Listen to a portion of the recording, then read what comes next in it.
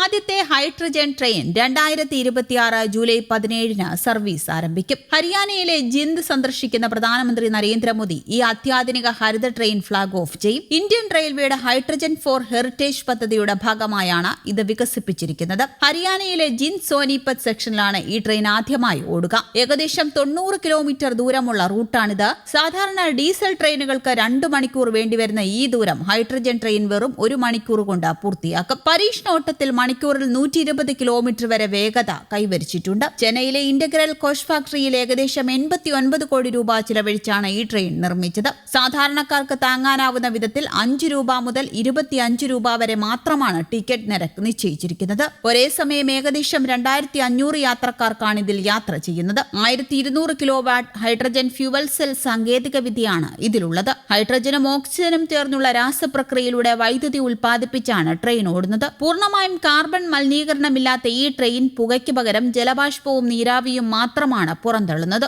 സുരക്ഷ ഉറപ്പാക്കാൻ 27 ഹൈഡ്രജൻ സിലിണ്ടറുകൾ, ഹൈഡ്രജൻ ചോർച്ച കണ്ടെത്തുന്നതിനുള്ള ഡിറ്റക്ടറുകൾ, അത്യാധുനിക ഫയർ ഡിറ്റക്ടറുകൾ എന്നിവ സജ്ജീകരിച്ചിട്ടുണ്ട്. ഒറ്റത്തവണ ഇന്ധനം നിറച്ചാൽ ഏകദേശം 250 കിലോമീറ്റർ ദൂരം വരെ സഞ്ചരിക്കാനാകും. ഈ പൈലറ്റ് പ്രോജക്ട് വിജയകരമാകുന്നതോടെ രാജ്യത്തെ മറ്റ് പ്രധാന റൂട്ടുകളിലേക്കും ഇത്തരം പരിസ്ഥിതി സൗഹൃദ ഹൈഡ്രജൻ ട്രെയിനുകൾ വ്യാപിപ്പിക്കാൻ ഇന്ത്യൻ റെയിൽവേ ലക്ഷ്യമിടുന്നുണ്ട്.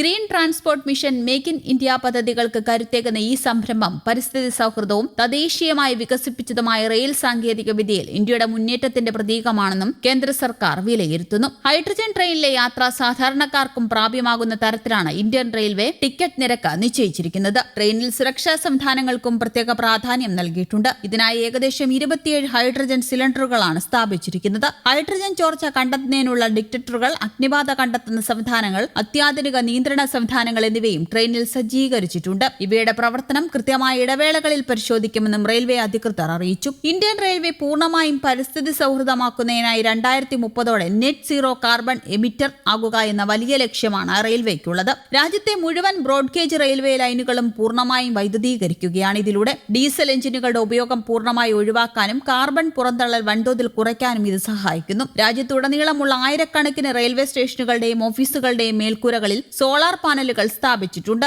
റെയിൽവേയുടെ ഉടമസ്ഥതയിലുള്ള ഒഴിവുള്ള ഭൂമിയിൽ വൻകിട സൗരോർജ്ജ പ്ലാന്റുകളും കാറ്റാടിപ്പാടങ്ങളും സ്ഥാപിച്ച് ട്രെയിനുകൾ ഓടിക്കാനുള്ള വൈദ്യുതി നേരിട്ട് ഉൽപ്പാദിപ്പിക്കുന്നു. ട്രെയിനുകളിലെ പരമ്പരാഗത ടോയ്ലറ്റുകൾക്ക് പകരം 100% ബയോ ടോയ്ലറ്റുകൾ സ്ഥാപിച്ചു കഴിഞ്ഞു. റെയിൽവേ ട്രാക്കുകളിൽ മനുഷ്യവിസർജ്യം വീഴുന്നത് തടയുകയും ട്രാക്കുകൾ തുരുമ്പെടുക്കുന്നതിൽ നിന്നും പരിസര മലിനീകരണത്തിൽ നിന്ന് സംരക്ഷിക്കുകയും ചെയ്യുന്നു. എല്ലാ റെയിൽവേ സ്റ്റേഷനുകളിലും ട്രെയിൻ കോച്ചുകളിലും ക്വാർട്ടേഴ്സുകളിലും പരമ്പരാഗത ലൈറ്റുകൾ മാറ്റി 100% LED ലൈറ്റുകളാക്കി. ഇതുവഴി വലിയ തോതിൽ വൈദ്യുതി ലാഭിക്കാൻ റെയിൽവേക്ക് സാധിക്കുന്നുണ്ട്. മുൻകാലങ്ങളിൽ ട്രെയിനുകളിലെ AC, ലൈറ്റ്, ഫാൻ എന്നിവ പ്രവർത്തിപ്പിക്കാൻ വലിയ ഡീസൽ ജനറേറ്ററുകൾ ഉണ്ടായിരുന്നു. ഇപ്പോൾ അതിന് പകരം ഓവർഹെഡ് ലൈനിൽ നിന്നുള്ള വൈദ്യുതി നേരിട്ട് കോച്ചുകളിലേക്ക് നൽകുന്നു.